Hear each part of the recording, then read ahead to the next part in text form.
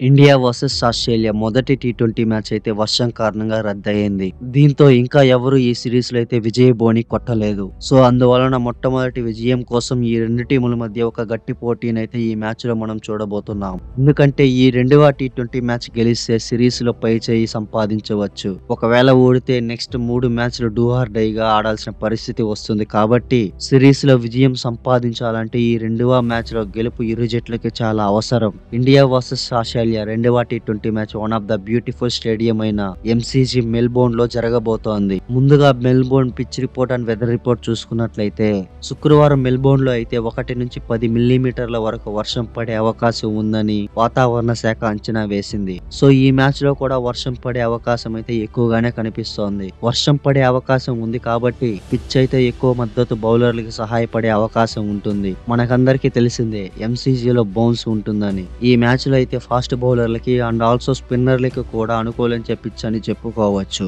ఇక MCG Melbourne లో T20 stats చూసినట్లయితే ఈ పిచ్ లో highest score 186, lowest score 74 all out. ఈ గ్రౌండ్ లో అత్యధిక పరుగులు చేసిన 172 పరుగులు, అతి తక్కువ స్కోర్ ని డిఫెండ్ చేసుకునింది 127 పరుగులు. యావరేజ్ ఫస్ట్ ఇన్నింగ్స్ స్కోర్ చూసినట్లయితే 144 పరుగులు. ఒక రకంగా చెప్పాలంటే ఈ మ్యాచ్ లో మొదటి బ్యాటింగ్ చేసిన టీం గెలవాలంటే యావరేజ్ గా 170+ పరుగుల కంటే ఎక్కువ చేయాల్సిన అవసరం ఉంది. ఎందుకంటే ఈ రెండు టీముల జట్లు కూడా చాలా స్ట్రాంగ్ గా ఉన్నాయి కాబట్టి యావరేజ్ గా 170+ అనుకున్నా కూడా ఒక ఫైటింగ్ స్కోర్ అని చెప్పుకోవచ్చు. ఈ స్టేడియం లో మొదటి బ్యాటింగ్ చేసిన టీం విన్ పర్సెంటేజ్ చూసినట్లయితే 39% ని కలిగి ఉంది. రెండవ బ్యాటింగ్ చేసిన టీం విన్ పర్సెంటేజ్ చూసినట్లయితే 46% ని కలిగి ఉంది. సో ముందుగా టాస్ గెలిచిన టీం అయితే ఎంసీజీ స్టాట్స్ ని అండ్ అలాగే వెదర్ కండిషన్ ని దృష్టిలో పెట్టుకొని బౌలింగ్ సెలెక్ట్ చేసుకునే అవకాశం ఎక్కువగా కనిపిస్తోంది. ఈ మ్యాచ్ లో ఈ రెండు టీముల మధ్య ప్లేయింగ్ 11 అయితే మొదటి మ్యాచ్ ఏ టీం అయితే ఉనిందో అదే టీం తో బరిలోకి దిగే అవకాశం ఎక్కువగా కనిపిస్తోంది. ఎందుకంటే ఈ రెండు టీములు కూడా ఒక మంచి bowling and batting lineup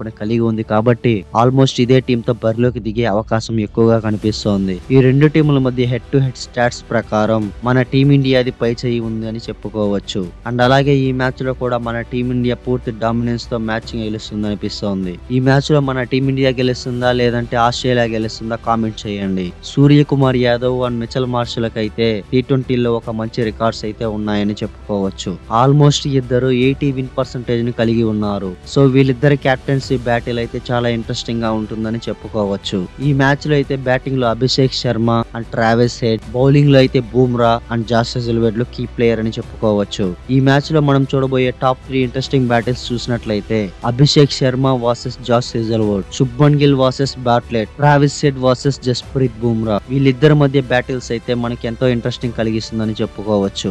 already మనం మొదటి మ్యాచ్ లో చూసాం అభిషేక్ శర్మ జాస్ హేజల్వుడ్ లాంటి వరల్డ్ క్లాస్ బౌలర్ పై Abhishek Sharma mass attacking batting చేయడం చూసాం. పీక్స్ కి వెళ్తుందని చెప్పుకోవచ్చు. And also Shubman Gill versus Bartlett, వీళ్ళిద్దరి మధ్య కూడా మనం ఒక ఇంట్రెస్టింగ్ కాంటెస్ట్ చూస్తాం. And finally Jasprit Bumrah versus Travis Head. టీ20లో రీసెంట్ గా అంత ఫామ్ లో లేకపోయినా సరే ఆస్ట్రేలియాకి ఒక కీ ప్లేయర్ అని చెప్పుకోవచ్చు. ఇండియా అంటే చాలు పూనకాలు వచ్చినట్టు ఆడతాడు ట్రావిస్ హెడ్. కానీ జస్ప్రీత్ బుమ్రా మాత్రం తన యార్కర్లతో ఇన్ స్వింగర్లతో వణికించగల సత్తాగల బౌలర్. సో వీళ్ళిద్దరి మధ్య అయితే ఒక ఇంట్రెస్టింగ్ కాంటెస్ట్ అయితే నడుస్తుందని చెప్పుకోవచ్చు. ఇక ఈ రెండు టీములు కూడా ఒక మంచి స్ట్రాంగెస్ట్ బ్యాటింగ్ అండ్ బౌలింగ్ ని కలిగి ఉంది. సో ఈ రెండు టీముల మధ్య జరిగే ఈ మ్యాచ్ మొదటి విజయం కోసం గట్టి పోటీని అయితే మనం చూడబోతున్నాం. ఇండియా వర్సెస్ ఆస్ట్రేలియా రెండవ మ్యాచ్ లో మీ ప్రిడిక్షన్స్ ఏంటో కామెంట్ చేసి వెంటనే మన ఛానల్ ని సబ్స్క్రైబ్ చేసుకోండి. మరెన్నో వీడియోల కోసం పక్కనే ఉన్న గంటని గట్టిగా కొట్టండి. కానీ ఫోన్ స్క్రీన్ మాత్రం పగిలిపోకుండా చూసుకోండి. Thanks for watching the video.